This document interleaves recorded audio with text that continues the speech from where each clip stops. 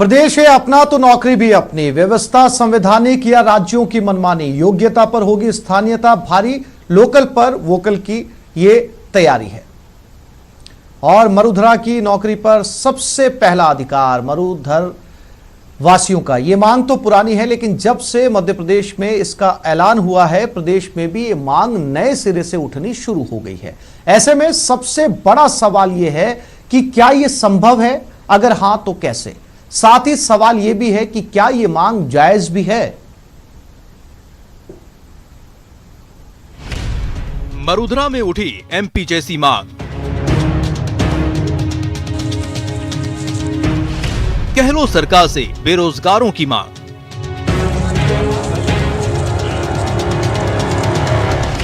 प्रदेश की भर्तियों में बाहरी राज्यों का कोटा होता है। 20 से 21 राज्यों में राजस्थान के अभ्यर्थियों को नहीं लिया जाता सरकारी भर्तियों में, जबकि राजस्थान में जो सामान्य श्रेणी के कोटे में कितने भी बाहरी अभ्यर्थियों को लिया जाता है। समझदारों को सता रहा भविष्य का भय। अगर आज नौकरी की बात करें तो कल से व्यापार है, यातायात है, रहन सहन है, खरीद धंधे हैं, सामाजिक रिश्ते, उन सब में भी तनाव आएगा और वो तनाव बाद में देश को फिर वापस उसी तरफ ले जाएगा जब आजादी से पहले जहाँ टुकड़े टुकड़े बटे हुए। 20 से 21 राज्यों में राजस्थान के अभ्यर्थियों को नहीं लिया जाता सरकारी भर्तियों में, जबकि राजस्थान में जो सामान्य श्रेणी के कोटे में कितने भी बाहरी अभ्यर्थियों को लिया जाता है। सुन लिया? नहीं तो एक बार फिर सुनिए। 20 से 21 राज्यों में राजस्थान के अभ्यर्थियों को नहीं लिया जाता सरकारी भर्तियों में, जबकि राजस्थान में जो सामान्य श्रेणी के कोटे में कितने भी बाहरी अभ्यर्थियों को लिया जाता है। गहलोत सरकार से बेरोजगारों की दो टूक मांग है। प्रदेश की भर्तियों में बाहरी राज्यों का कोटा तय करो। मांग पुरानी है, पर मध्य प्रदेश के मुख्यमंत्री ने बेरोजगारों को राज्य की नौकरियों में आरक्षण निर्धारित करने का बयान क्या दिया। बोतल में बंद रिजर्वेशन का पुराना जिन एक बार फिर बाहर आ गया। मुख्यमंत्री से मांग करते हैं कि राजस्थान में भी जिस प्रकार मध्य प्रदेश के मुख्यमंत्री जी ने घोषणा की है कि वहीं के स्थानीय बेरोजगारों को प्राथमिकता दी जाएगी, उन्हीं को लिया जाएगा, तो राजस्थान में भी यही कोटा लागू किया जाए, राजस्थान के ही बेरोजगारों को लिया जाए, जिससे राजस्थान के बेरोजगारों को उनका हक मिल सके। बेरोजगारों के हक की लड़ाई लड़ने का दावा करने वालों के मुताबिक 22 राज्यों ने बाहरी उम्मीदवारों के लिए या तो कोटा तय कर रखा है या फिर प्रदेश के रोजगार कार्यालय में रजिस्ट्रेशन अनिवार्य कर रखा है, जिससे राजस्थान के अभ्यर्थी कई राज्यों में आवेदन नहीं कर पाते। जबकि राजस्थान में आज तक बाहरी राज्यों के अभ्यर्थियों का कोटा तय नहीं किया गया, जिससे प्रदेश के बेरोजगारों को भर्तियों में भारी समस्या का सामना करना पड़ता है। प्रदेश की हर भर्ती में करीब 50% से ज्यादा सीटों पर बाहरी राज्यों के अभ्यर्थी बाजी मार जाते हैं। 2018 में विद्युत विभाग में हुई भर्ती में करीब 70% से ज्यादा सीटों पर बाहरी राज्यों के अभ्यर्थियों को नियुक्ति मिली। राजस्थान के बेरोजगारों के मुताबिक बिहार तकनीकी सेवा आयोग, staff nurse grade A, Bihar परिचारिका निबंधन परिषद, पटना रजिस्टर्ड रहना अनिवार्य। झारखंड कर्मचारी चयन आयोग, क्लोजर कैडर, प्रतियोगिता परीक्षा 2018 स्थानीय निवासी ही आवेदन के पात्र। पश्चिम बंगाल पुलिस भर्ती बोर्ड, सब इंस्पेक्टर बंगाली बोलना पढ़ना लिखना अनिवार्य है। Punjab state power corporation LDC 10वीं में पंजाबी भाषा जरूरी। कार्यालय मुख्य अभियंता, उमरिया इंजीनियर, मध्य प्रदेश तकनीकी शिक्षा संस्थान से मान्यता प्राप्त संस्थान से डिग्री। उत्तराखंड अधीनस्थ सेवा चयन आयोग, राज्य सरकार से मान्यता प्राप्त संस्थान से डिग्री। एक और जहां राजस्थान के बेरोजगार प्रदेश सरकार से बाहरी राज्यों के उम्मीदवारों के लिए कोटा निर्धारित करने की मांग कर रहे हैं, वहीं कई समझदार बेरोजगारों की मांगों को संवैधानिक मूल्यों के खिलाफ बताते हुए देश और समाज को ऐसे अतिवादी विचारों से दूर रहने की सीख दे रहे हैं। समझदारों के मुताबिक ऐसी मांगों से देश का संघीय ढांचा चरमरा सकता है, उसकी एकता और अखंडता खतरे में पड़ सकती है। अगर आज नौकरी की बात करें तो कल से व्यापार है, यातायात है, रहन सहन है, खरीद धंधे हैं, सामाजिक रिश्ते, उन सब में भी तनाव आएगा और वो तनाव बाद में देश को फिर वापस उसी तरफ ले जाएगा जब आजादी से पहले जहाँ टुकड़े टुकड़े बटे हुए। एक तरफ संविधान तो दूसरी तरफ वोट बैंक, इसलिए प्रदेश के मंत्री मसले पर दो टूक राय देने से बच रहे हैं। प्रदेश के परिवहन मंत्री प्रताप सिंह खाचरियावास ये तो डंकी की चोट पर कहते हैं कि प्रदेश में किसी तरह का भेदभाव नहीं है, पर जब बेरोजगारों की हालिया मांग के बारे में पूछा जाता है तो वो ये सवाल सीएम कैबिनेट की ओर उछाल देते हैं। राजस्थान की सोच भी बिल्कुल डिफरेंट है, यहाँ की जनता की भी सोच बिल्कुल डिफरेंट है। लेकिन जहां तक रोजगार का सवाल है, रोजगार देने के मामले में राजस्थान अभी तक दूसरे राज्यों से बहुत आगे है। तो रोजगार देने में तो हम कोई कमी रख नहीं रहे और आगे भी कोई कमी नहीं रहेगी। लेकिन यदि कोई भविष्य में ऐसी बात आती है तो वो फिर कैबिनेट स्तर पर, मुख्यमंत्री के स्तर पर विचार किया जाएगा। एक तरफ संविधान जो हर भारतवासी को कहीं भी बसने और व्यवसाय करने का भरोसा देता है, तो दूसरी तरफ जनभावना इसलिए समस्या समाधान का समय मांगती है। देखना होगा कि आने वाले दिनों में राज्य सरकार इस मसले पर क्या निर्णय लेती है। न्यूज़ 18 राजस्थान के लिए जयपुर से महेश दाधीच की रिपोर्ट। तो ये मुद्दा पेचीदा है और इसी मुद्दे पर चर्चा के लिए हमारे साथ स्टूडियो में इस वक्त मेहमान जुड़ चुके हैं। सबसे पहले उनका तारुफ आपके साथ, फिर चर्चा को आगे बढ़ाते हैं। पुनीत कर्णावत बीजेपी से हमारे साथ जुड़ गए हैं, उसके बाद वरुण पुरोहित कांग्रेस की तरफ से हमारे साथ स्टूडियो में पहुंचे और उपेन यादव जो एक बार फिर से इस मुद्दे को लेकर हाजिर हैं, अध्यक्ष हैं राजस्थान बेरोजगार एकीकृत महासंघ के। अब सबसे बड़ा सवाल यह है कि क्या वाकई सरकारें ये नियम लागू करें, और अगर इस तरीके के नियम लागू किए जाते हैं तो क्या फिर एक स्टेट का व्यक्ति दूसरे स्टेट में जाकर नौकरी कर पाएगा या नहीं कर पाएगा, और इसके कितने साइड इफेक्ट्स होंगे, और दूसरे राज्य अपनी क्या रणनीति तैयार करेंगे अपने बेरोजगारों को लेकर। हालांकि हाल ही में ऐसा कोटा डिसाइड करने की बात मध्य प्रदेश सरकार ने की है, लिहाजा अब राजस्थान में भी इस तरह की मांग उठने लगी है कि राजस्थान के अंदर सबसे पहले प्राथमिकता उन बेरोजगारों को दी जाए जो राजस्थान से जुड़े हैं। जब उनको रोजगार मिल जाए उसके बाद में अगर सीटें खाली रहती है तो दूसरे राज्यों को दी जा सकती हैं। उपेन, एक बार फिर से आप लगातार इस मुद्दे को लेकर संघर्ष कर रहे हैं। हमने इस मुद्दे को कई बार जनमंच के जरिए भी सरकार के सामने उठाया था। एक बार फिर से आप सरकार से मिल चुके हैं, मुख्यमंत्री अशोक गहलोत ने आपकी बातचीत हुई, उन्होंने आपको क्या दिलासा दिया इस चीज को लेकर कि क्या वो इस पर कर रहे हैं? देखो, उन्होंने एक लेटर जारी किया था मुख्यमंत्री कार्यालय से परीक्षण के लिए, लेकिन जो आईएएस अधिकारी हैं वो बाहर के, वो नहीं चाहते राजस्थान के बेरोजगारों को उनका हक मिले। सबसे बड़ा सवाल है कि कई लोग ये कहते हैं कि देश की अखंडता को खतरा है, वो साइड इफेक्ट्स है। तो मैं बताना चाहूंगा जो 20 राज्यों में राजस्थान वालों को आज तक नहीं ले रहे थे, अभी मध्य प्रदेश के मुख्यमंत्री जी ने घोषणा की तब लोग कह रहे कि ऐसा हो रहा है। ऑलरेडी पहले से हो रहा था, 20 राज्यों में नहीं रहते थे। 3 तरह से राजस्थान के लोगों को रोका जाता है, स्थानीय नागरिकता के आधार पर, शैक्षणिक योग्यता के आधार पर और भाषाई आधार पर, स्थानीय भाषाई आधार पर। तो राजस्थान वाला जब मिजोरम जाए तो मिजो भाषा, गुजरात में गुजराती, कर्नाटक में कन्नड़, अलग अलग राज्यों में जाए तो वो भाषा के आधार पर रोक देते हैं। कहीं आप बंगाल में जाओ तो बंगाली आपको आनी चाहिए, उड़ीसा में जाओ तो उड़िया आपको आनी चाहिए। इसके अलावा उत्तराखंड में जाओगे तो वहां आपकी शैक्षणिक योग्यता वहां से होनी चाहिए। बिहार में स्पष्ट लिख रखा है कि वहां का स्थानीय निवासी हो। मध्य प्रदेश के मुख्यमंत्री जी ने कह दिया कि हम तो यहीं के लोगों को देंगे। राजस्थान वाले कहां जाए? राजस्थानी भाषा को यहाँ मान्यता है नहीं। बाबा जी का भंडारा समझ लिया, कोई भी आए यहाँ जीवो आराम से। राजस्थान के बेरोजगारों का हक है, हम लोग मतदाता भी हैं, जनता ही जो हम लोग ही सत्ता में सरकार को लेकर आते हैं। हालांकि माननीय मुख्यमंत्री जी का इसके प्रति वो संवेदनशील है। मैं खुद मिलकर आया था। अन्य राज्यों की 22 राज्यों की जो 20 से 22 राज्यों की जो पॉलिसी है, तथ्यात्मक रिपोर्ट हमें सौंपी है। हमें विश्वास है माननीय मुख्यमंत्री जी प्रदेश के बेरोजगारों के पक्ष में फैसला लेंगे। अब सवाल यह है, जो बात कई बार राष्ट्रवाद की बात आती है, आज बात आ गई है राज्य हितैषी। अब पता चलेगा जो 200 एमएलए है वो राज्य विरोधी है, राज्य हितैषी है। अब पता चलेगा विधानसभा में कौन बेरोजगार की आवाज उठा रहा है। हम देश की अखंडता के साथ खिलवाड़ नहीं करें। हम चाह रहे हैं कि अन्य राज्यों में जब हम लोगों को नहीं लिया जाता है तो राजस्थान में उन लोगों का क्या अधिकार है, हमारा हक हमें मिलना चाहिए। अभी जो कोरोना काल चल रहा है, हर जगह भर्तियां साल भर के लिए प्रतिबंध कर दिया, रोक दिया गया, जबकि राजस्थान में भर्ती प्रक्रिया चल रही है। रीढ़ शिक्षक भर्ती 31,000 पदों पर आने वाली है, 14,000 पे कंप्यूटर शिक्षक भर्ती आने वाली है, अभी 1500 की घोषणा आज ऊर्जा विभाग में की है, 9,000 और पदों पर आने वाली है। तो वो भारी राज्य वाले यहां आएंगे क्योंकि वहां पर भर्तियां रुकी हुई है, तो हम कहां जाएंगे? इसलिए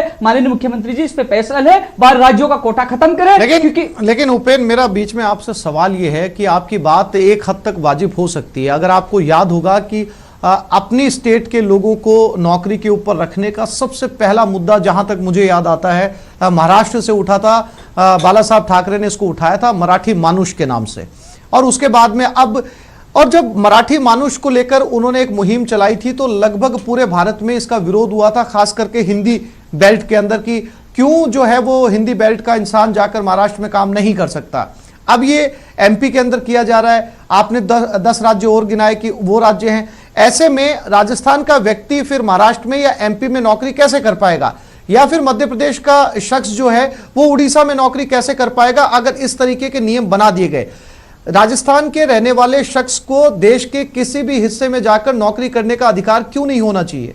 देखो, मैंने अभी बताया 20 राज्यों में ऑलरेडी पहले से नहीं ले रहे, कहाँ कर पा रहे नौकरी? मराठी आती नहीं है, गुजराती आती नहीं है, उड़िया भाषा आती नहीं है, कोंकणी भाषा आती नहीं है, तो वो कहाँ जा पा रहे? वो तो वैसे ही यहाँ है। लेकिन यहाँ जो अपने हिंदी राज्य है वो यहाँ आ रहे। सबसे बड़ा एक चीज और आपको बताना चाहूंगा कि जो लगातार ये जो मामले उठ रहे हैं कि जो शिवराज सिंह चौहान ने एक बड़ा दावा किया है, क्योंकि कई राज्य ऐसे हरियाणा में है, वहां कागजों में कुछ नहीं लिखा हुआ, वहां 10% अलग से उनको दिया जाता है। 10% हरियाणा में बैकडोर एंट्री करते हैं, उनके लोगों को फायदा पहुंचाया जाता है। मध्य प्रदेश में उससे पहले क्या कर रखे थे, बाहरी राज्य वालों की 25 साल तक को लोगों को ले रहे थे और अपने लोगों के लिए 40 आयु के बाद लगातार हर राज्य अपने बेरोजगारों को इतने काम कर रहे थे। वरुण पुरोहित साहब, सत्ता में आप लोग हैं और जैसा कि उपेंद्र ने आपको बताया भी कि ये मुख्यमंत्री अशोक गहलोत से मिलकर आए थे, अशोक गहलोत को इन्होंने रिपोर्ट सौंपी, अशोक गहलोत ने अपने अफसरों को काम सौंपा और इनका सीधा आरोप है कि उनके अफसर काम नहीं करना चाहते, क्योंकि वो जो अफसर हैं वो भी दूसरी स्टेट से हैं, वो कभी नहीं चाहेंगे कि उनकी अपनी स्टेट से लोग आकर यहां पर नौकरी नहीं कर पाए। अब ऐसे में इसका रास्ता निकलेगा कैसे? आसिफ जी, इसके दो पक्ष हैं, एक तो नेशनल पर्सपेक्टिव है, एक स्टेट पर्सपेक्टिव है। अभी आप बात कर रहे हैं शिवराज चौहान साहब की, तो उन्होंने तो 27 विधानसभाओं के जो उपचुनाव होने वाले हैं वहां पर, उसको देखते हुए शगुफा फेंका है कि वो जीत जाएं बाई चांस। जैसे कि अभी हवा चल रही, रिपोर्ट्स आ रही है, अगर 27 उपचुनाव जो विधानसभा के होने हैं उसमें अगर वो नहीं जीत पाते हैं तो उनकी सरकार चली जाएगी या भारतीय जनता पार्टी में सीटें कमाई उनकी, तो उनकी स्थिति कमजोर हो जाएगी। उसके देखते हुए उन्होंने कहा 100% आरक्षण करेंगे। अब ये अनकॉन्स्टिट्यूशनल कैसे है नेशनल पर्सपेक्टिव में कि आपके फंडामेंटल राइट जो 16 है कॉन्स्टिट्यूशन में, उसके अनुसार ईच एंड एवरी सिटीजन उसके पास इक्वल अपॉर्चुनिटी है, वो चाहे किसी भी रिलीजन से हो, सेक्स से हो, क्रीड से हो, वो कहीं भी हिंदुस्तान में जाके in the matter of employment कहीं भी जाके एम्प्लॉयमेंट के लिए अपनी अप्लाई कर सकता है। लेकिन जो आप स्टेट पर्सपेक्टिव में आते हो, उपेंद्र की बातें बिल्कुल सही हैं। जब 22 राज्यों में नहीं ले रहे हैं आपको, ये किसी न किसी रूप में आपको वहां पे नहीं लिया जा रहा है, तो राजस्थान में भी ऐसी चीज मुख्यमंत्री जी को, राजस्थान सरकार को सोचनी होगी या उनसे बात करनी होगी दूसरी स्टेट से या सेंटर से बात करनी होगी, क्योंकि कॉन्स्टिट्यूशनल मैटर आ जाता है तो सेंटर को बीच में हस्तक्षेप करना चाहिए कि भाई सारे राज्य ये ऐसे क्यों कर रहे हैं, आप राजस्थान के लोगों से ऐसा क्यों बर्ताव किया जा रहा है दूसरी स्टेट्स में। अब जो उपेंद्र की बात है, जो मैं समझ रहा हूँ रूट कॉज, वो है भाषा राजस्थानी भाषा को मान्यता मिले या राजस्थानी भाषा जब तक नहीं आएगी, बात सही है इनकी, महाराष्ट्र में मराठी और पंजाब में पंजाबी होना कंपलसरी है, तो आपके यहाँ राजस्थान में राजस्थानी कंपलसरी नहीं है। ये ही ड्रॉबैक है राजस्थान का। ठीक है। और आप राजस्थान विश्वविद्यालय के भी डॉक्टर जयंत का आपने दिखाया, जब हम छोटे थे तो राजस्थान विश्वविद्यालय में ज्यादातर जो प्रोफेसर होते थे राजस्थान के न के, यूपी बिहार, ज्यादातर यूपी के, बाहर की स्टेट्स के हुआ करते थे। तो इस चीज को तो स्टेट को देखना ही होगा कि हमारे जो बेरोजगार, लेकिन इसमें कई पर्सपेक्टिव, कई इसमें पक्ष आ जाते हैं। अब कुशल श्रमिक है, अकुशल श्रमिक है, अब जैसे माइग्रेंट लेबर है, बिहार का आपके महाराष्ट्र जाता है, पंजाब आता है, अगर उन्होंने अपनी स्टेट की बात शुरू कर दी तो वो उनको वो लेबर मिलेगी ही नहीं। ये चीज 1995 में इसको कानूनी जामा पहनाने की गुजरात स्टेट ने कोशिश की थी, लेकिन उसमें सफल नहीं हुई। अगर शिवराज चौहान चुनाव जीतने के लिए कोई शगुफा भी छोड़ रहे हैं तो कानूनी जामा नहीं पहना सकते, क्योंकि वो अनकॉन्स्टिट्यूशनल होगा, स्ट्राइक आउट हो जाएगा सुप्रीम कोर्ट में। पुनीत जी, ये जो मांग है कि राजस्थान के बेरोजगारों को सबसे पहले राजस्थान की सरकार के अंदर उन्हें कोटा मिले, ना कि बाहरी राज्यों का, उपेंद्र इसको लेकर लगातार संघर्ष करते रहे और मुझे याद है कि जब आपकी सरकार थी तब भी ये जो है सीएम से मिले थे और तब भी आश्वासन मिला था। आपको लगता था पुनीत जी कि इस मामले का पटाक्षेप बहुत पहले हो जाना चाहिए, इसकी कोई ऐसा कोई रास्ता निकलना चाहिए जिससे राजस्थान के बेरोजगारों को इससे फायदा पहुंचे? देखिए आसिफ भाई, एक बहुत महत्वपूर्ण विषय है ये सीधा सीधा रोजगार से जुड़ा हुआ है, भावनाओं से जुड़ा हुआ है और इसमें राष्ट्रीय स्तर पर और राज्य स्तर की अपनी अपनी सीमाओं से भी जुड़ा हुआ है। कुछ बातें जो उपेंद्र भाई ने कही मैं उससे सहमत हूँ और वरुण जो कांग्रेस के प्रवक्ता हैं जी, वो बात तो सही कह रहे हैं, पर हर बात में राजनीतिक नज़रिए से चीज़ों का विश्लेषण करना ठीक नहीं होता है। ये विषय ऐसा है जिसको जो रोजगार से जुड़ा होने के कारण बेरोजगार नौजवानों में उद्वेलना पैदा करता है और ये उद्वेलना शांत हो और उनको पर्याप्त रोजगार मिले, रोजगार के अवसर मिले, इसकी जिम्मेदारी राज्य सरकारों की भी है। और राज्य सरकार अगर इस संबंध में कोई निर्णय लेती है तो मैं समझता हूं कि वो राज्य के परिप्रेक्ष्य में सभी के हितों को ध्यान में रखते हुए और सभी वर्गों से, सभी स्टेक होल्डर्स को ध्यान में रखते हुए अगर निर्णय लेती है तो उस निर्णय का स्वागत किया जाना चाहिए। जहाँ तक मध्य प्रदेश की सरकार का सवाल है तो एक निर्णय उन्होंने लिया, उसके साथ इस बहस का प्रारंभ हुआ है, लेकिन उपेंद्र जैसा बता रहे हैं 20 से 22 राज्य ऐसे हैं जिन्होंने ये अभी से पहले से तय कर रखा है कि उनके यहाँ पर प्राथमिकता उनके यहाँ के निवासियों को ही है। तो इस कारण राज्य का नौजवान जो रोजगार की दृष्टि से महाराष्ट्र जाना चाहता है, बंगाल जाना चाहता है, उड़ीसा जाना चाहता है, कर्नाटक जाना चाहता है, हरियाणा जाना चाहता है, पंजाब जाना चाहता है, उत्तर प्रदेश जाना चाहता है और अब मध्य प्रदेश जाना चाहता है, वहाँ उसके अवसर समाप्त होंगे तो राजस्थान के नौजवानों को पर्याप्त अवसर मिले। इसके लिए मेरा ये मानना है कि सारी संवैधानिक व्यवस्थाओं को मद्देनजर रखते हुए राजस्थान सरकार को भी इसके बारे में निर्णय करना चाहिए और राज्य के बेरोजगारों को उचित रोजगार के अवसर हमारे यहाँ उपलब्ध हो, इसके बारे में कोई दृढ़ता से निर्णय लेना चाहिए। ठीक है उपेन, मैं फिर से लौटूंगा और पुनीत जी ने जैसा कि कहा, उपेन आपने भी सुना कि ये इससे सहमत हैं कि इस तरह की व्यवस्था जो है वो राजस्थान के अंदर भी की जानी चाहिए। इनसे ये भी पूछेंगे कि जब ये सरकार में थे और जब ये मांगे उठी थी तब किस तरीके के इंतजाम किए गए थे। आप बने रहिए हमारे साथ, एक छोटे से ब्रेक के लिए रुक रहे हैं, जल्द लौटते हैं।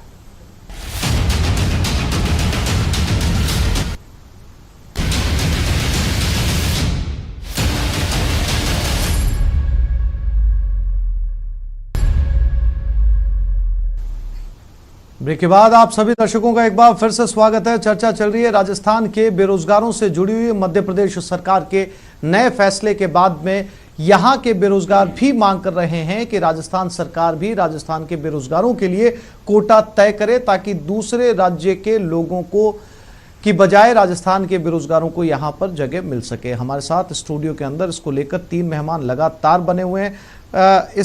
मैं एक बार फिर से लौटता हूं पुनीत जी आपके पास में, और ये 20 राज्यों का जिक्र किया उपेन ने, कहा कि 20 राज्य पहले से ऐसा कर रहे हैं, अब मध्य प्रदेश ने इसकी घोषणा कर दी। लेकिन इसको अगर कॉन्स्टिट्यूशन के लिहाज से देखा जाए, इसको संविधान के लिहाज से देखा जाए, तो क्या ये तर्कसंगत है? ऐसा किया जाना चाहिए क्योंकि पूरा देश एक स्टेट के लोगों के लिए पूरा देश एक है और किसी भी स्टेट का बेरोजगार किसी भी स्टेट में जाकर नौकरी कर सकता है। अगर इस तरीके के फिल्टर लगाए गए, अगर इस तरीके के बैरियर लगाए गए तो उसकी बहुत सारे साइड इफेक्ट्स भी सामने आएंगे। देखिए, जिन परिस्थितियों में ये सब निर्णय किए गए हैं, उन परिस्थितियों में राज्यों की क्या स्थिति रही थी इसके बारे में मैं विशेष तो मेरी जानकारी नहीं है। लेकिन अगर ये पूरी तरीके से असंवैधानिक होता तो हमारे यहाँ की अदालतों के निर्णय इस बारे में आ चुके होते हैं। अगर 20 राज्यों के अंदर ये स्थिति बनी हुई है कि वे अपने यहाँ के स्थानीय नागरिकों को ही शासकीय नौकरी के अंदर तरजीह देते हैं, उनको प्रायोरिटी देते हैं, उनको प्रेफरेंस देते हैं, तो मेरा ये स्पष्ट मानना है कि राजस्थान सरकार को भी इस बारे में समय अनुकूल निर्णय लेना चाहिए। क्योंकि जिस प्रकार की बेरोजगारी राजस्थान में भी है, उस दृष्टि से अगर ये निर्णय सरकार लेती है और सभी स्टेक होल्डर्स को विश्वास में लेकर लेती है, तो मैं समझता हूँ कि ये एक उचित निर्णय होगा। अभी कुछ 18 महीने पहले जब हमारे यहाँ विधानसभा के चुनाव थे तो कांग्रेस के बड़े नेताओं ने बहुत जोर शोर से ये बात कही कि 27 लाख से ज़्यादा लोग यहाँ पर बेरोजगार हैं और उन बेरोजगारों को हम 3,000 और 3,500 रुपये का, 3,000 लड़कों को और 3,500 रुपये लड़कियों को बेरोजगारी भत्ता देंगे। वो बेरोजगारी भत्ता 18 महीने में ना रोजगार के रूप में सामने आया है, ना बेरोजगारी भत्ता के रूप में किसी को उसका लाभ प्राप्त हो रहा है।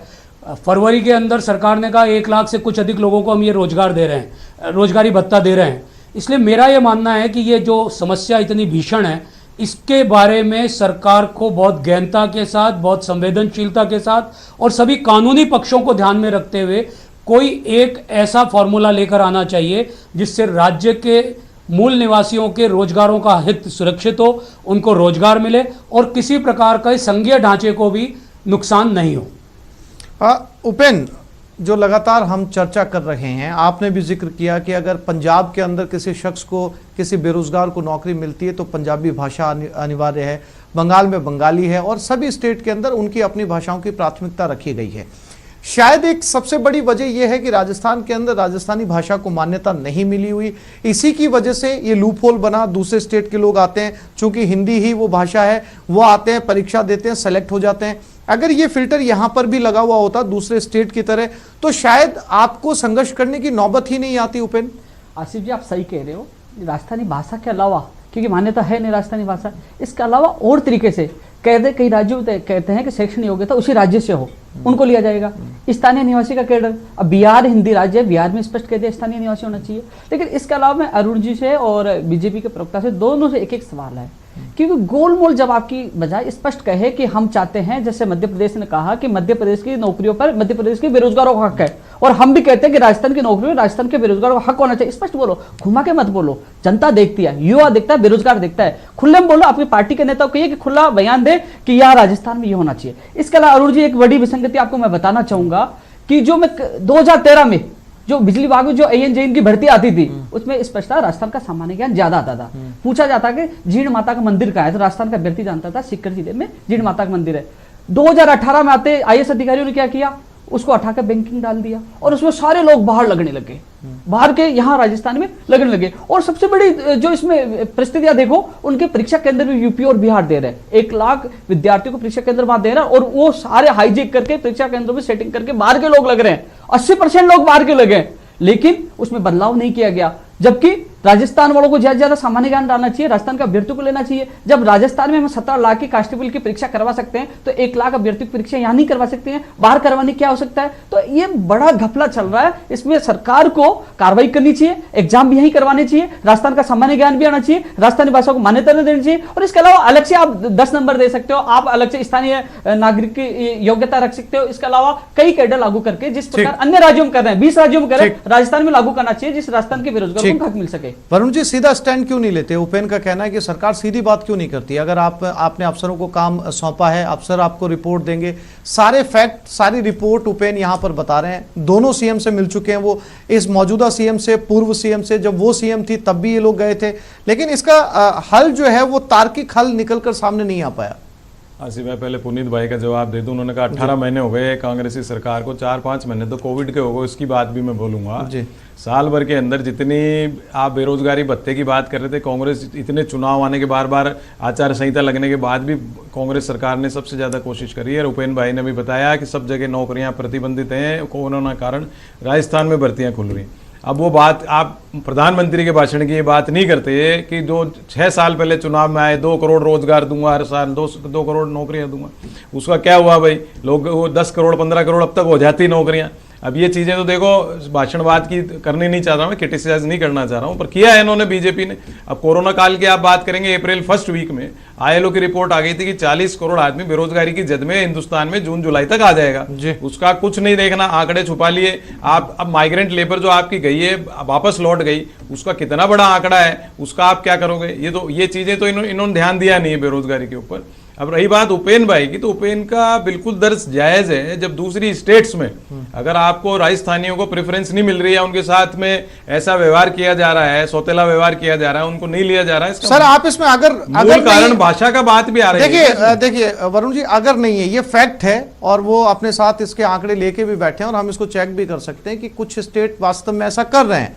और इसमें अगर इसलिए भी नहीं आता कि हाँ, अभी एकदम बिल्कुल ताजा जो है वो शिवराज सिंह चौहान ने ये बयान दिया है, तो जब ये ऐसा हो रहा है दूसरे राज्य के अंदर, तो अभी तक आपकी रिपोर्ट के आंकड़े क्यों नहीं आए जो काम सीएम साहब ने अफसरों को सौंपा था? भाई शिवराज सिंह चौहान जी की तो मैंने शुरू में कहा, उनकी बात न करें, वो कोई कानून बना ही नहीं सकते हैं 100% आरक्षण का, वो असंवैधानिक हो जाएगा।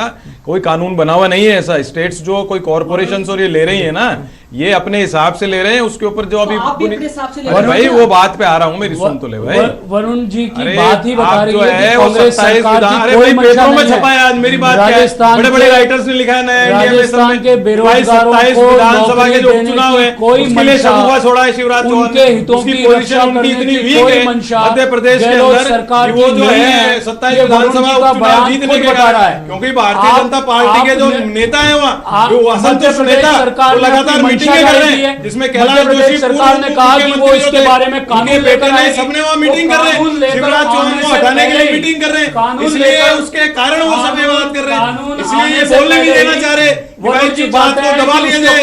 अरे भाई आप कॉन्स्टिट्यूशन के खिलाफ कैसे जाओगे? कॉन्स्टिट्यूशन में अमेंडमेंट लाएगी केंद्र सरकार, आप लाइए फंडामेंटल राइट के अंदर 16 के अंदर, क्यों नहीं ला सकते अमेंडमेंट? केंद्र सरकार लाएगी उसमें। रिक्रूटमेंट और शिवराज चौहान आपकी पार्टी का आदमी है, आपका जो अध्यक्ष है भारतीय जनता पार्टी का अध्यक्ष, प्रधानमंत्री क्यों नहीं फटकार लगाता है शिवराज चौहान को? आपकी सबसे ज्यादा रूलिंग स्टेट से, आप क्यों नहीं फटकार लगाते हो उनको? ठीक है। आप राजस्थान के ऊपर आ रहे हो, फटकार- आप मान्यता राजस्थान को, फटकार की राजस्थानी संस्कृति भाषा को कांग्रेस की मान्यता आप संस्कृति है। दोगे, केंद्र सरकार देगी। की संस्कृति 25 साल कांग्रेस बाद की आपके, संस्कृति है। आप राजस्थानी भाषा को आप दीजिए मान्यता। मेरे ख्याल से वरुण जी, आप विषय पर बात नहीं करना राजस्थान की भेज चुकी है आप प्रस्ताव। कभी भी विषय पर बात नहीं करना अरे चाहते, भैया, आप आप नहीं सिर्फ करना जोर से चाहते हो। बोलना सुनिए, चाहते हो। आप नहीं करना बेरोजगारों के हितों सुनिए, के सुनिए। बारे में आप कोई बात नहीं पुनीत जी, कर रहे। पुनीत जी, 18 महीने वरुण में जी। एक रोजगार कांग्रेस सरकार ने नहीं अरे दिया। भाई, पूरे जो देश रोजगार को दिया है, वो सब दिया है। pipeline पुनीत जी, में- पुनीत जी, आप पुनीत जी, वरुण जी, देखिए मेरी बात सुनिए, वरुण जी मेरी बात सुनिए, पुनीत जी, बेरोजगारों के हितों में देखिए, नहीं करना देखिए, चाहती, केवल मात्र खुद की मेरी लड़ाई बात कर सुनिए, रहे हैं। 18 साल वरुण जी, वरुण जी, उपेन आज जो देश बचा है, सर, सर गलत दिशा में जा रहे हैं, गलत दिशा में जा रहे हैं। हम लोग जिस चर्चा के लिए यहाँ पर इकट्ठा हुए हैं, ये एक बहुत लंबा विषय हो जाएगा। अगर हम दूसरी जगह पहुंच गए, बहुत सारे आरोप प्रत्यारोप सामने आ जाएंगे। एक सीधा सा मुद्दा लेकर बैठे हैं राजस्थान के बेरोजगारों को लेकर, और इस पर आप दोनों की जो दोनों बड़ी पार्टियां राजस्थान की, उसकी मंशा क्या है इस मामले के ऊपर, जो दूसरे राज्य कर रहे हैं, सीधा सा आपसे हल जानना चाहते हैं। बहुत लंबा चला जाएगा, पूरा दिन चला जाएगा, इस बहस का वैसे भी अंत नहीं होगा। उपेन, आप कुछ कहना चाह रहे थे, मैं फिर से वरुण जी के पास जाऊंगा। मैं, इन्होंने कहा संवैधानिक नहीं है, चलो असंवैधानिक है, कोर्ट से स्टे आ जाएगा, रुक जाएगी। मध्य प्रदेश की बात कर लेते हैं।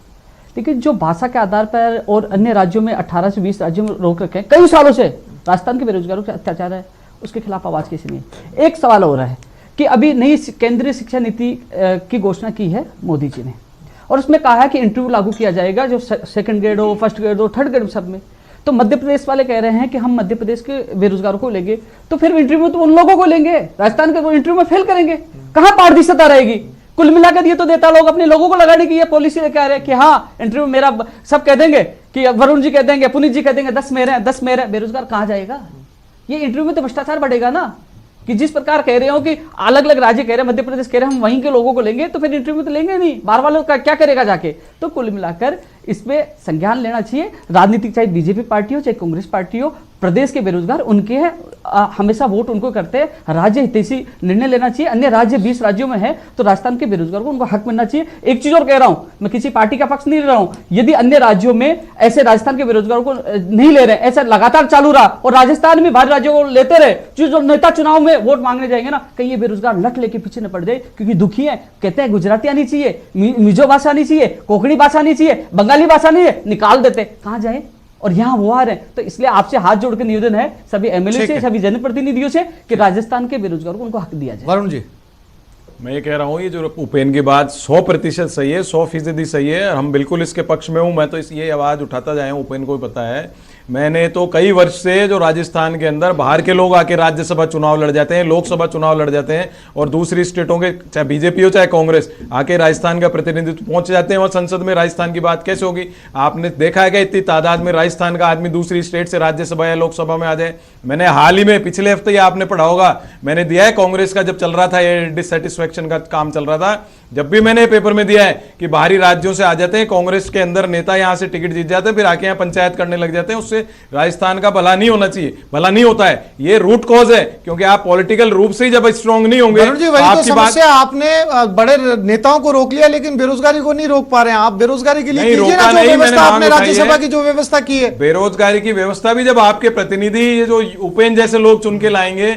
वो अपने आप उनकी बात उठाएंगे। आज अशोक गहलोत साहब ने इस बात को थोड़ा सा सिंपैथेटिकली सुना है, तो मैं समझता हूं आने वाले टाइम में इस पे करेंगे, क्योंकि ये बात पूरे राज्य की टॉक बन चुकी है उपेन के आंदोलन के बाद से, इन बेरोजगार युवाओं के आंदोलन के बाद से। हर आदमी सोचने लग गया हमारे बेटे बेटी कहां जाएंगे, कहां नौकरी करेंगे। सुना है 10 महीने में नतीजे आ जाने चाहिए थे उपेन भाई। उसके लिए मैं आपको बताऊं, कई चीजों में केंद्र सरकार का, पार्लियामेंट का हस्तक्षेप आवश्यक है। तो मैं पुनीत जी से आग्रह करूंगा, उपेन की बात सुनिए। देखिए, भारतीय जनता पार्टी की राज्य सरकार के साथ ये बात बिल्कुल संवैधानिक है कि किसी भी भाषा को दर्जा जो है वो केंद्र सरकार का उसमें बड़ा रोल होता है, राज्य सरकार उसके अंदर बार बार सिफारिश कर सकती है।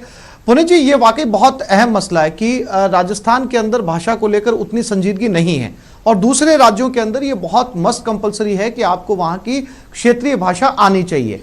अगर आप अपने 25 सांसदों को ये बात पहुंचाते हैं राजस्थान की तरफ से, और ये केंद्र में ये बात उठाई जाती है, तो बहुत उम्मीद है कि प्रधानमंत्री मोदी इसको सुनेंगे उनकी उनकी कैबिनेट इसको सुनेगी, राजस्थानी भाषा को दर्जा मिलेगा। राजस्थानी भाषा को दर्जा लेने को लेकर बहुत सारे संघर्ष कई सालों से राजस्थान में चल रहे हैं।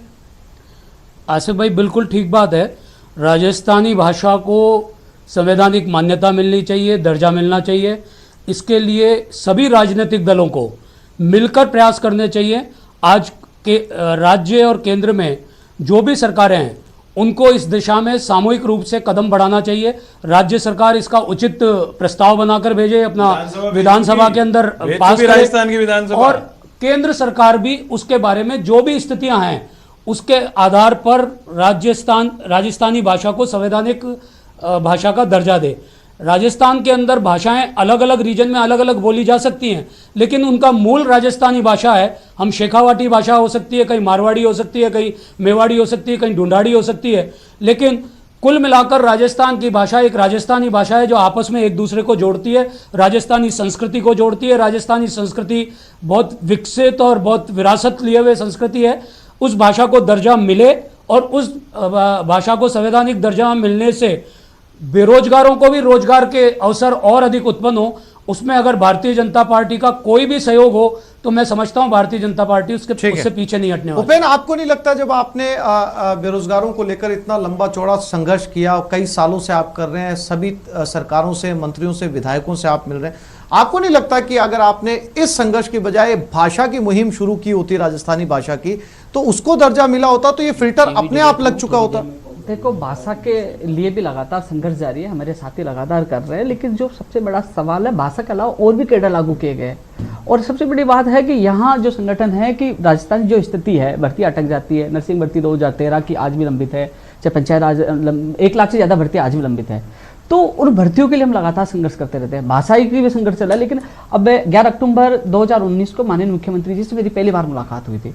जब मैंने उन्हें सभी राज्यों की जो पॉलिसी उनको सौंपी 20 राज्यों की, तब वो अचंभित हो गए, बोले ऐसा हो रहा है। तुरंत उसी समय अधिकारियों को निर्देश दिए थे, उसके बाद चिट्ठी भी जारी हो गई थी कि इस पर परीक्षण करवाया जाए। लेकिन मैंने जो आरोप लगाया ब्यूरोक्रेसी पे, वो जानबूझ के उसको लटकाया है। और माननीय मुख्यमंत्री जब भी मैंने मुलाकात की तो उसमें रुचि दिखाई थी, यदि रुचि नहीं दिखाते तो वो तुरंत फोन नहीं करते और उस पर निर्देश दे देते। लेकिन एक बार पुनः उनसे मिलेंगे, यदि फिर भी ऐसा नहीं होता है, इस पर रुचि नहीं दिखाते, लागू नहीं करते, तो हम लोग एक जन आंदोलन के रूप में पूरे प्रदेश में आंदोलन करेंगे। लेकिन ऐसी नौबत नहीं आएगी। जिस प्रकार अभी जो हमें इन सीएम सचिव साहब से मेरी मुलाकात हुई थी 2 दिन पहले और मैंने बात भी रखी है, उन्होंने कहा मुख्यमंत्री जी के संज्ञान में जल्द इसमें बड़ा फैसला लेंगे। तो प्रदेश के तमाम बेरोजगारों को आशा है, बीजेपी को भी सपोर्ट करना चाहिए, कांग्रेस को सपोर्ट करना चाहिए। ये प्रदेश के बेरोजगारों के भविष्य का सवाल है। हम नहीं कह रहे, क्योंकि अन्य राज्यों में आप कह दीजिए कि सभी राज्यों में राजस्थान के अभ्यर्थी जा सकते हैं, ये भाषाई, ये स्थानीय निवासी की योग्यता, ये जो शर्तें, ये सारी हटा दीजिए, तो फिर हम भी विरोध नहीं करेंगे। लेकिन जब हम 20 राज्यों में हम लोगों को नहीं लिया जा रहा, तो राजस्थान के बेरोजगारों को उनका हक मिलना चाहिए।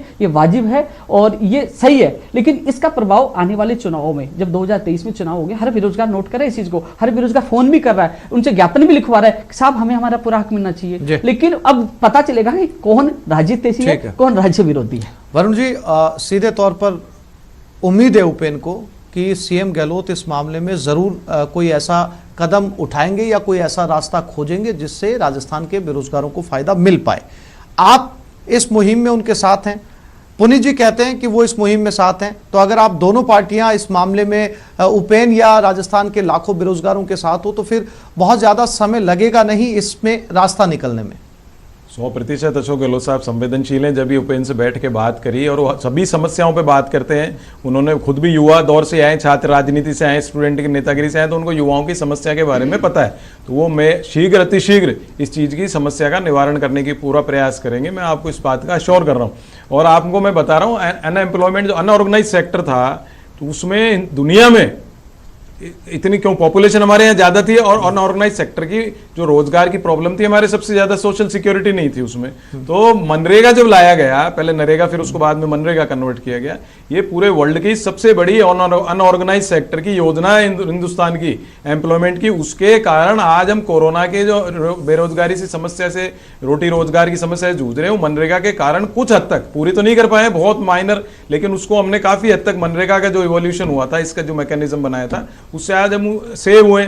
आज जो ओपेन की बात है, ये भी दर्द युवा युवाओं का, ये हमारे जो बच्चे घर में होते हैं उनके रोजगार कैसे मिलेगा? तो वो अगर हम क्योंकि राजस्थान के, हम राजस्थान का पक्ष लेंगे। लेकिन क्या हुआ था, संविधान में कई भाषी क्षेत्र जो था, हिंदी भाषी क्षेत्र, उसमें हिंदी में कार्य करने के लिए अनिवार्यता कर दी गई। उस समय जो था राजस्थान को हिंदी भाषी क्षेत्र में लिया गया। अब उपेन की बात सही है, उत्तर प्रदेश, बिहार, वहां भी छोटे छोटे, पुनीत जी कह रहे थे, वहां भी छोटी छोटी अलग भाषाएं अपने ज्योग्राफिकल एरियाज के साथ, पर क्योंकि पॉलिटिकली वो ज्यादा उस समय एनलाइटेंड थे, उन लोगों ने उसका ज्यादा फायदा उठाया, हम उसको उठा नहीं पाए। फिर वो पॉलिटिकल की बात आ जाती है, पॉलिटिकल चीजों की। जब तक हमारे सांसद हैं, हमारे राज्यसभा के, लोकसभा के सांसद, हमारे विधायक उसके प्रति जागरूक नहीं होंगे और उनके अंदर ये भावना नहीं आएगी, जब तक कि ये चीज सॉल्व नहीं होगी। बिल्कुल, आपकी टिप्पणी पुनीत जी। अगर संघर्ष की नौबत आती है, हालांकि उपेन कह रहे हैं कि उन्हें इंतजार है, संवेदनशील है सीएम, उन्हें यह भी उम्मीद है कि बहुत जल्द नतीजे निकलेंगे, लेकिन इसके बाद में अगर संघर्ष होता है, आप साथ खड़े होंगे? अशोक गहलोत साहब बहुत सीनियर लीडर हैं, राजस्थान की राजनीति में उनका अपना एक कद है, वो तीसरी बार मुख्यमंत्री हैं। लेकिन इस बार 18 महीने का उनका मुख्यमंत्री का कार्यकाल ये बताता है कि वो कोई भी निर्णय लेने में ना तो उनका इंटरेस्ट है और ना वो अपने आप को सक्षम पा रहे थे। ये मेरे सवाल का, मैंने बहुत सीधा सा सवाल की बात का ही जवाब दे रहा हूँ। आसिफ भाई, मैं सवाल पूछ रहा हूँ, आसिफ भाई, मैं आपकी बात का ही जवाब दे रहा हूँ। आज जब ये कह रहे हैं कि ये 19 अक्टूबर 2019 को मिले, सीएम आश्चर्यचकित रह गए क्योंकि 20 राज्यों में राजस्थान के लोगों को नौकरी नहीं मिल रही है। तो आज 20 अक्टूबर के बाद ये 20 अगस्त आ गया है, तब तक वो कोई निर्णय नहीं कर पाए इसके बारे में। ये बताता है कि उनकी संवेदनशीलता का बैरोमीटर क्या है। उन्होंने एक कमेटी बनाई। सर, समय की कमी है, हम इसको लंबा नहीं खींचेंगे, हम इसको लंबा नहीं खींचेंगे। वरुण जी, मैंने आपकी पूरी बात तसल्ली से सुनी, मेरी बात सुनिए आप। बहुत संक्षेप में सर, समय की कमी है। सीएम ने एक कमेटी बनाई कि राजस्थान के अंदर मद्य निषेध लागू करेंगे, उसके बारे में उन्होंने पब्लिक स्टेटमेंट दिया। बिहार वो भेज दी कमेटी, और कमेटी की रिपोर्ट आने के 3 दिन बाद ही शराब की दुकानें दुगनी हो गई, छोटी गलियों में भी बार के लाइसेंस देने को उन्होंने कर दिया। जब उसका क्रिटिसिज्म हुआ तो उन्होंने विड्रॉ किया। आज अगर वो बेरोजगारी की इस भीषण समस्या को लेकर संवेदनशील होते तो सीएम ये निर्णय बहुत पहले ले चुके होते। आज भी वरुण जी एक प्रश्नवाचक चिन्ह लगा रहे हैं कि मध्य प्रदेश में तो ये लागू ही नहीं होगा। ये लागू नहीं होगा तो वो कांग्रेस फिर उसको राजस्थान में कैसे लागू करने के बारे में विचार कर रही है। संवेदनशीलता तो उसके बाद की बात मैंने की है पुनीत जी, उसके बाद में जब उपेन सड़क पर फिर से जाएंगे, आप साथ में आएंगे? लोग, हम तो ऑलरेडी हम विपक्ष के अंदर हैं, हम विपक्ष में, हमारी जिम्मेदारी है कि हम विपक्ष के रूप में जो आम जनता की बात है वो सरकार के कानों तक पहुंचाएं, और जो सरकार बहरी और गूंगी हो चुकी है उसको और जोर से बोलकर बताएं।